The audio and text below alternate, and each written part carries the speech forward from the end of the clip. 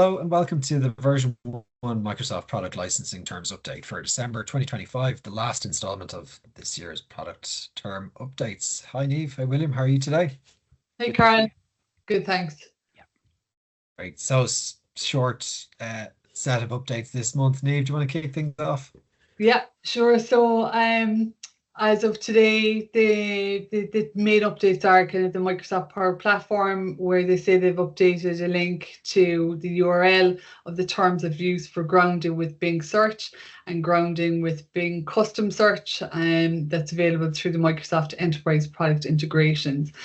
Just as kind of a reminder, because I think we touched on this before, so grounding with Bing Search, that allows your Azure AI agents to use kind of real-time public web data when you're generating responses.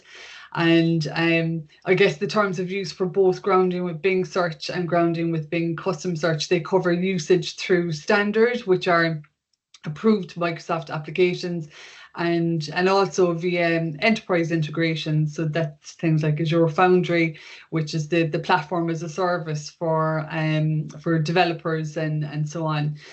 The main clauses, they were structured into kind of the most relevant areas, but in essence, like in both scenarios, you must, adhere to use and display requirements and branding.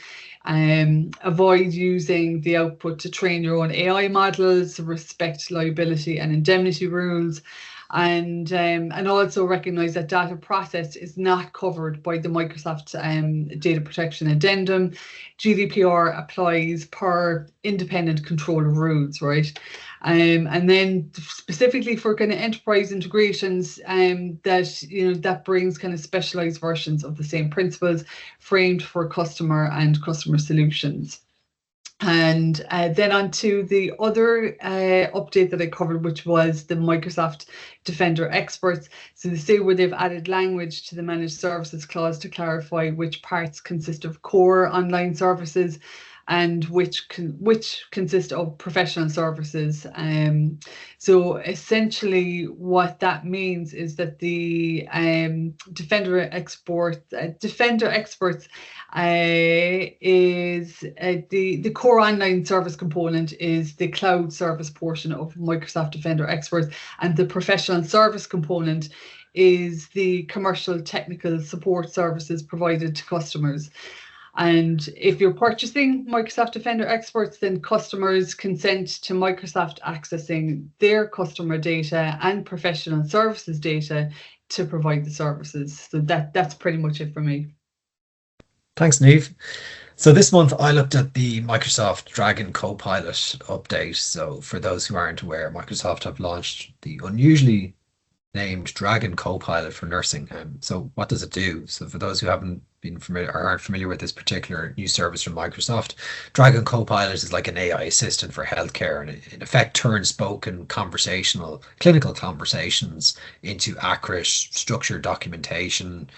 Like all things Copilot, it's designed to automate routine tasks, boost efficiency, keep employees engaged, reduce burnout, and effect like clinicians, should I say, focus on their patients. So it's a really interesting solution. The key thing to take away from this, from a licensing perspective, is that it is licensed on a per clinician basis. It's restricted for clinical use only. It requires patients' consent to opt in. So obviously you'll want to make sure that you're complying with local privacy laws within your region. And then, like many of other Microsoft's licensing tools, there's restrictions in the product terms that state that it can't be used to build competing AI solutions. I also looked at this month the Windows 365 Reserve updates. So again, just a quick synopsis of what Microsoft, or sorry to say, Windows 365 Reserve is. It provides on-demand secure cloud PCs for up to 10 days of annual access per user. So if your employee has a device outage or a short-term need, those employees can stay productive. So this month we see some updates to the terms at a very high level. What Windows 365 Reserve is, it requires a license, should I say, for Windows, Intune, Entra. It's already bundled with Microsoft 365, while also expanding frontline access through the CPC OS support. Also added this month was a slight change whereby Microsoft added the Microsoft 365 G3 and Enterprise Mobility and Security G3 to the license prerequisites table for Microsoft Entra Internet Access and Entra Private Access. So they were the key updates that I looked at this month. Over to you, William. Thank you.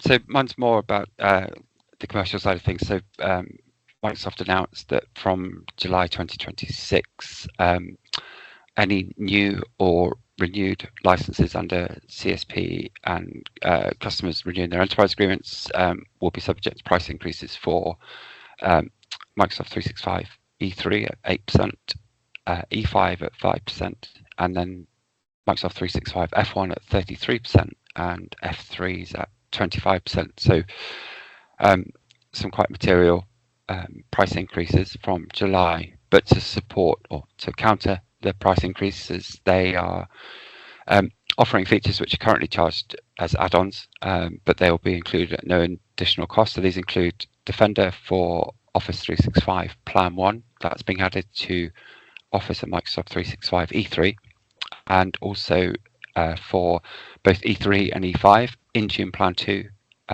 Intune Advanced Analytics and Intune Remote Help is being added at no extra cost. And specifically to E5, they're adding Intune Endpoint Privilege Management, Enterprise Application Management, and Microsoft Cloud PKI to the E5 SKU. So adding some features in, but increasing prices. There's no additional features being added to F1 or F3, but those prices are really going up quite considerably.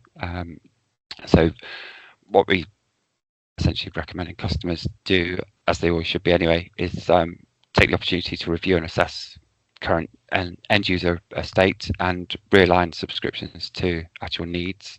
And this is certainly an area we can help with, for example, establishing an optimal position in advance, and also how to lock in pre-increase pricing for 12 months by using licensing and billing mechanisms available to CSP customers. So there's ways and means to basically, you can't avoid the price increases forever, but we can certainly help mitigate them for 12 months from July to take it through to 2027. Very good. Wow. So interesting. Yeah, that and taking away the level pricing for enterprise agreements in November.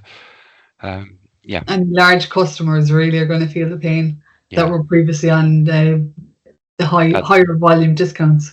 Yes. So, yeah, with those price increases, and yeah, absolutely. So it's almost like a double hit for them. Yeah. Great stuff. So as always, if you have any questions off the back of today's session, feel free to reach out to us at the Software Asset Management Practice at version 1. Thanks, Niamh. Thanks, William, for your time today and for all of the video blogs we've done over the last year. I think this blog now has been running since February 2022. So, you know, for the individuals who also read the blog, thanks for your support and questions that we've received directly off the back of this each month. So have a great Christmas and a great New Year, and chat to you in January. Brilliant. Thank you. Thanks, everyone.